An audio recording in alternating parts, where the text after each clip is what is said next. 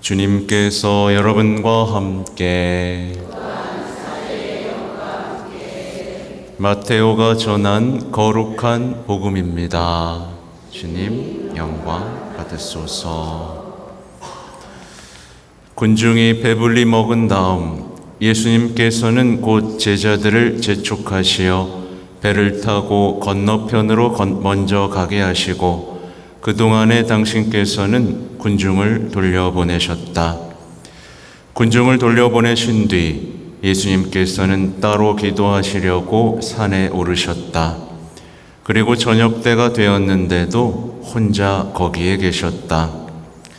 배는 이미 무태에서 여러 스타디온 떨어져 있었는데 마침 맞바람이 불어 파도에 시달리고 있었다.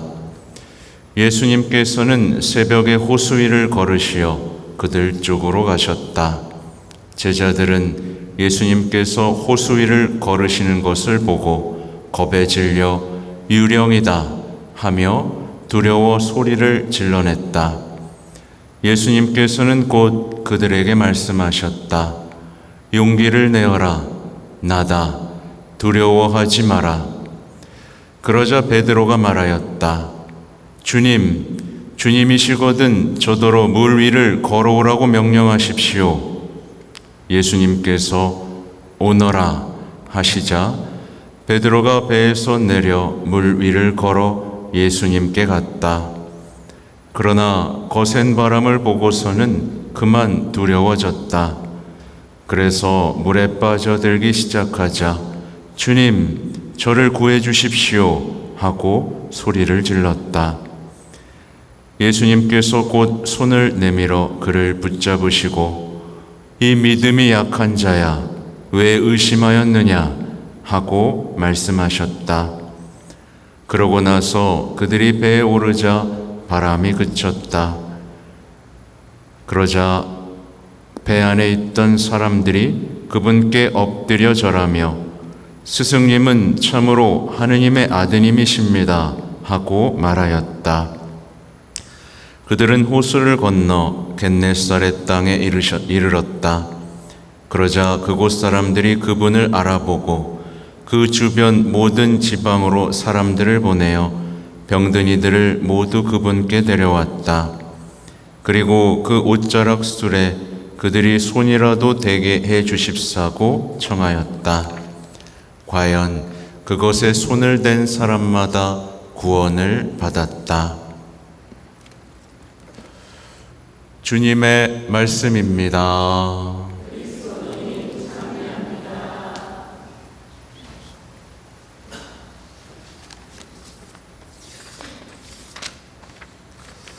전미예수님, 네, 어제 또 치과를 다녀왔어요. 그래가지고 이번엔 밑에다가 또 교정을 시작했습니다. 되게 아프네요. 이 교정이 힘든 거구나.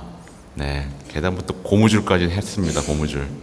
그래서 발음이 다시 한번 힘들어졌습니다. 좀 이해해 주시고요. 오늘의 강론을 묵상하면서 오늘 해야 할 강의를 생각하지 않을 수가 없었죠. 말하자면 예수님이 다가오시는데 사람들은 뭐가 다가온다고 생각해요? 유령이 다가온다 라고 생각하는데 과연 이 일이 제자들에게만 벌어졌을까요? 여러분이 힘들 때 예수님이 다가가시는데 여러분이 예수님 이라고 할까요? 아니면 유령이다 그러면서 도망갈까요? 네? 제가 많은 분들을 만나는데 많은 경우에 예수님이 도와주려고 다가가면 도망가더라고요. 그죠? 네. 그렇게 예수님을 알지 못한 채 반만 알고 반은 모른 채, 그러니까 사실 다 모르는 거죠. 그죠? 그렇게 신앙생활을 힘들게 해나가는 분들을 많이 봅니다.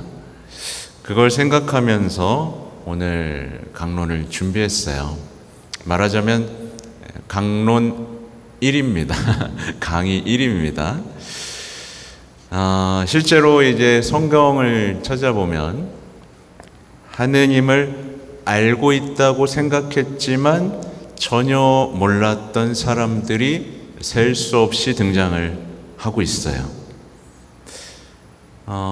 예를 들면 율법학자 바리사이들이 대표적이죠. 그들은 하느님에 대해서 가르쳤습니다. 그리고 성경을 연구했던 사람들입니다. 그리고 수석사제들과 백성의 원로들, 그들은 백성들을 대표해서 제사를 지냈던 사람들이죠. 근데 이 그룹을 보면 하느님이 눈앞에 나타났는데 알아봐요, 못 알아봐요? 못 알아보죠. 정말 어처구니가 없죠. 하느님에 대해서 온갖 얘기를 하는 사람들이 내 눈앞에, 그 사람들 눈앞에 인간이 되신 하나님이 나타나자 못 알아봅니다. 그들은 만났지만 만나지 못했죠. 만났지만 만나지 못했고, 대화를 나눴지만 전혀 대화하지 못했죠. 그리고 예수님의 몸을 만졌죠. 피도 만진 사람이 있죠, 그죠? 근데 몸과 피에 전혀 닿지 못했습니다. 말하자면 그들의 기도, 그들의 봉사는 전혀 소용없는 것이 돼버린 거죠. 끔찍하죠, 그죠? 그렇게 안다고 자부심을 가졌던 사람들의 그 충실한 기도와 충실한 봉사가 아무 소용이 없었던 겁니다. 그럼 그들이 가르치고 연구하고 기도하고 선포했던 존재는 누굴까요? 하나님 맞나요? 많은 것들을 돌아보게 하죠. 그런데 이런 일은 오늘날에도 벌어지고 있는 겁니다. 우리 역시 저 역시 선포하고 여러분들은 배우고 있고, 그죠? 기도하고 있고 봉사하고 있는데 하느님이 다가와도 만나지 못하는 상황. 그러면 이제 예수님을 따라 나선 제자들의 모습을 봐야겠죠? 이 제자들은 예수님과 함께 걷고 대화했고 밥도 먹었습니다. 같이 살았어요. 말씀을 들었고 예수님께 직접 기도를 배웠고 심지어 파견되기까지 했습니다. 이 마테오복음, 오늘 듣는 마테오복음 전에 있었던 일이에요. 그들은 이 바로 직전에 뭐 했어요? 기적을 봤습니다. 5,000명을 먹이신 그 기적을 봤고, 기적을 구경만 한 게 아니라 그 기적에 참여했죠. 기적에 참여했습니다. 그런 특권을 누렸죠. 그런데 그들이 어려울 때 예수님이 다가오시니까 어때요? 알아봐요, 못 알아봐요? 못 알아봅니다. 못 알아봅니다. 오늘 복음 속 제자들은 예수님이 다가올 때 어땠어야 돼요, 원래? 예수님이다. 도와주러 오셨구나. 라면서 기뻐서 환호성을 질러야 하는 상황인데, 반대로 겁에 질렸고 소리를 질렀고 도망가려고 했습니다. 그들은 다가오시는 분이 예수님인지 유령인지 몰랐습니다. 몰랐어요. 말하자면 여러분에게도 벌어지는 일이죠. 그러니까 악마인지 예수님인지 구별하면서 만나고 계세요? 네? 구별돼요? 악마의 목소리인지 예수님의 목소리인지, 악마가 보여주는 건지 예수님이 보여주는 건지 구별되세요? 왜, 뭐야? 말하자면 이걸 구분이 못하면 뭐가 유혹인지 뭐가 은총인지, 뭐가 위협인지 뭐가 축복인지 구별이 안 되는 겁니다. 그러니까 신앙생활에서 쩔쩔맬 수밖에 없습니다. 위급한 상황이고 내가 정말 도움이 필요한 상황인데, 만약에 그런데 예수님이 다가와서 도움을 주려고 하는데 어떻게 하는 상황이 벌어지는 거죠? 됐어요. 필요 없어요. 이런 상황이 벌어지고 있는 거예요. 이게 얼마나 끔찍합니까? 그죠? 그래서 이제 오늘 예수님께서는 뭐라고 말씀하세요? 용기를 내어라. 나다. 두려워하지 마라. 아주 단순하죠? 이렇게 세 말씀을 하십니다. 용기를 내라. 여러분 용기를 내고 있습니까? 겁쟁이 아니에요? 나다. 두려워하지 마라. 오늘날에 제가 이렇게 진단을 해보는 겁니다. 오늘 많은 신앙인들이 용기가 없어요. 겁쟁이 신앙을 살아갑니다. 사실 하느님의 자녀는 겁이 없어야 정상입니다. 그렇죠? 피난처, 방패, 그죠? 죽음마저도 두려워하지 않는 게 정상이죠. 그죠? 그게 예수님 제자 아니에요? 근데 겁쟁이에요. 겁쟁이라는 뜻은 뭐죠? 곧 예수님을 신뢰하지 않는다는 뜻이죠. 동의하시죠? 네. 겁쟁이라는 뜻은 예수님을 신뢰하지 않는다는 뜻입니다. 그러니까 신뢰하지 않기 때문에 예수님이 다가오시면 멸망시키러 오시는구나 라고 생각합니다. 이거 누가 한 얘기죠? 사탄이 한 얘기입니다. 저희를 멸망시키러 오셨습니까? 그러니까 말하자면 이런 거예요. 아예 안 그래도 힘들어 죽겠는데 더 힘들게 하러 오시는 겁니까? 안 그래도 겨우 버티고 있는데 무너뜨리려고 오시는 겁니까? 그러면서 신앙을 버리는 사람들이 얼마나 많아요. 그렇죠? 어려울 땐 말씀을 찾아야 되는데 말씀을 피해 도망갑니다. 왜? 말씀이 나를 멸망시킨다고, 무너뜨린다고, 더 힘들게 한다고, 내 짐에 짐을 더한다고, 뭔가를 요구한다고, 뭔가를 강요한다고 생각하니까 예수님을 악마 취급하는 것이고 유령 취급하는 겁니다. 단 일의 신뢰도 없는 사람들의 행동 방식인 거죠. 많은 그리스도인들이 기도를 하면서 예수님과 친근해져야 되는 게 정상인데요. 여러분 그러고 계세요? 기도를 하면 친근해져야 돼요. 예수님 안녕하세요. 저 또 기도하러 왔어요. 이렇게. 근데 뭐 하고 있어요? 앵무새처럼 반복만 하고 있는 거예요. 전혀 친근해지지 못하는 겁니다. 다시 반복드리지만 예수님이 너무나 많은 노력을 우리에게 강요하시고 너무나 많은 희생을 강요하신다는 생각만 하고 있는 거예요. 전혀 친근함이 없어.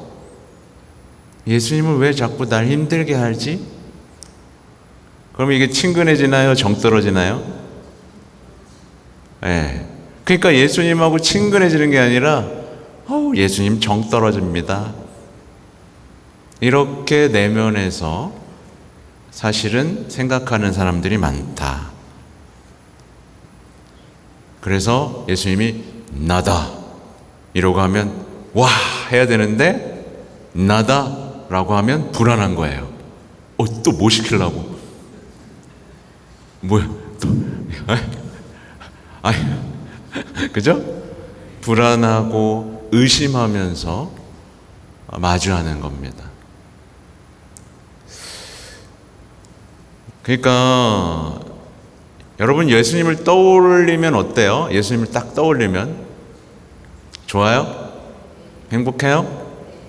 네. 그러니까 예수님을 떠올리면서 왠지 불안한 사람, 왠지 불확실한 것만 같은 뿌연 이미지가 있는 사람, 때때로는 예수님을 떠올리면서 그냥 슬퍼하기만 하는 사람이 있어요. 두려워하기만 하는 사람도 있어요. 그러니까 보면 여러분 아담과 하와 때를 다시 생각해 보세요. 아담과 하와 때 이제 뱀이 다가오죠. 뱀이 다가와서 꼬시면서 유혹하면서 한 말을 현대어로 좀 바꿔보면 이런 거예요. 하느님은 너가 행복하길 바라지 않아.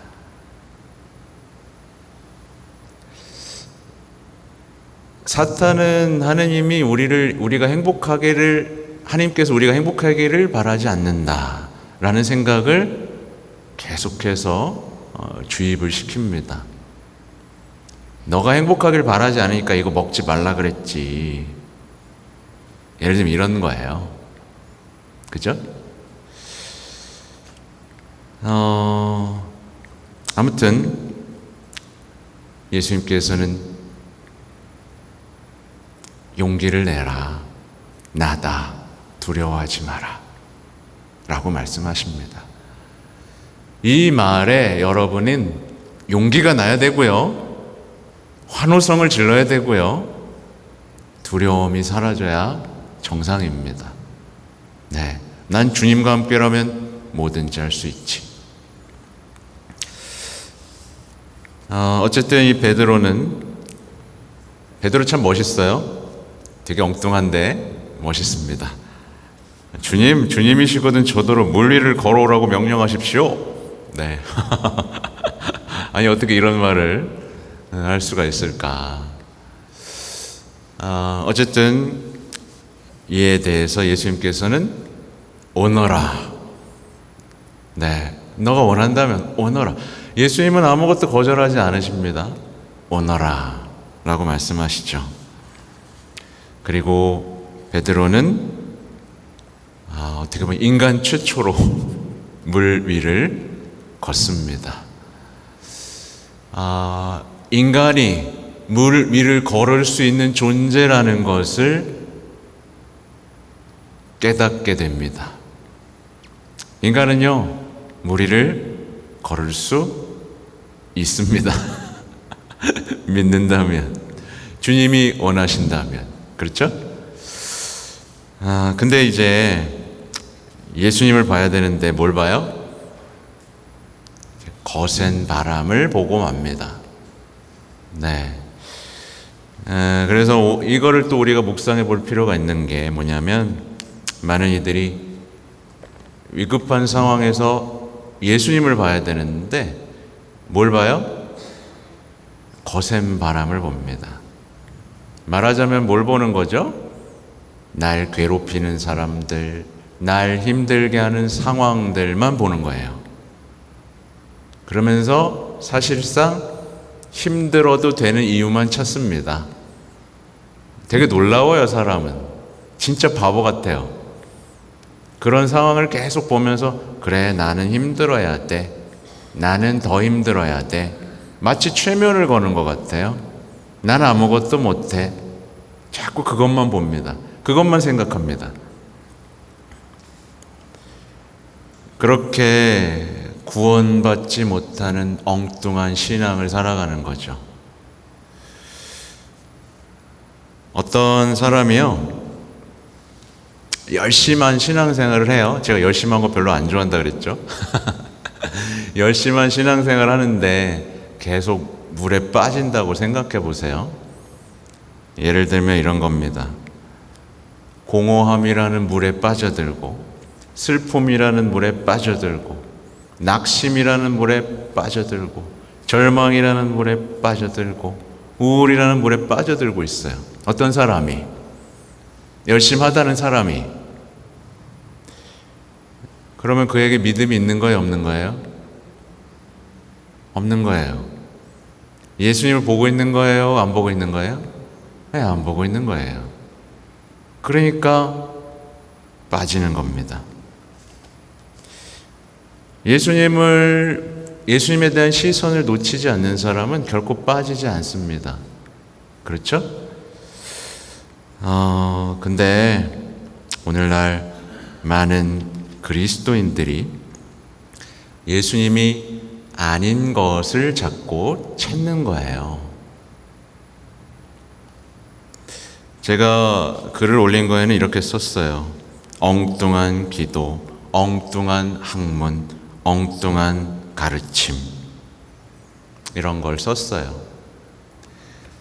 그러니까 예수님이면 된다라는, 그러니까 끊임없는 의심과 불안 속에서 빠지니까 자꾸 딴 걸 찾는 겁니다.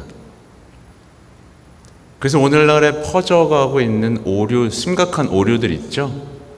제가 말씀드리고 있는 거, 뭐 진리의 책, 십자군 기도, 이거 왜 보겠어요? 왜 보겠어요?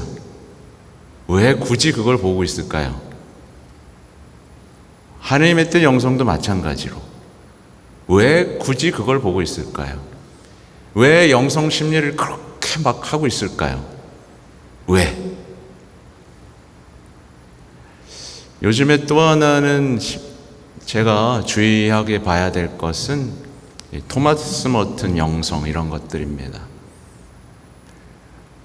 우리 신앙에 대한 확신 없는 혼합주의는 엉터리예요. 그건 지도자가 에큐메니컬 운동을 해서 해야 될 것이지, 우리가 우리 구원에 대한 확신 없이 이것도 좋고 저것도 좋고 어떻게든 하나님께로 간다?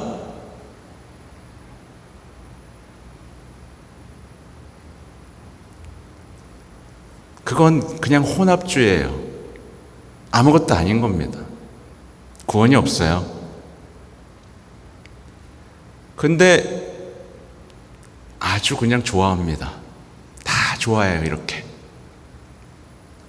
그러면서 물에 빠져들고 있는 거죠. 이런 것들을 열심히 하면 예수님이 다가올 때 예수님을 유령으로 느끼게 됩니다. 그리고 교회는 허상으로 느끼게 됩니다. 신앙에서 아무런 도움을 받지 못했다라는 생각이 밑에 깔려 있어요, 이 사람들은요. 그러면서 교회 밖을 떠돌게 됩니다. 자기들끼리 뭔가 하고 있고 열심히 하고 있다라는 생각에 빠져 살게 되는 거예요. 그들의 내면을 보시면 알아요. 그동안 예수님이 나한테 전혀 도움이 된 적이 없다라는 생각을 갖고 뭔가를 자꾸 다른 걸 찾아요. 단순히 믿으면 될 것을 자기가 믿지 않았다는 걸 인정하지 않아요.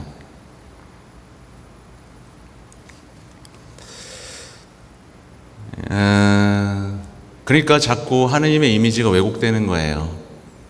그죠? 하느님은 무섭고 교회는 소용없고. 그러니까 오늘 제1독서에서처럼 비방만 늘어나는 겁니다. 비방과 비판. 신앙으로 뜨거워지고 열정하면서 다른 사람들을 환하게 비추는 게 아니라 그렇게 무너지는 거예요, 스스로. 아무튼 오늘 길게 얘기했죠. 결론은 뭐예요? 다시 한번 질문하는 겁니다. 나는 예수님을 알아볼 수 있는가? 예수님이 다가왔을 때 알아볼 만큼 나는 그분을 잘 알고 그분의 전부를 알고 그분의 전체를 사랑하는가? 한 말씀도 빠지지 않고 믿고 있는가? 이걸 보라는 말씀입니다.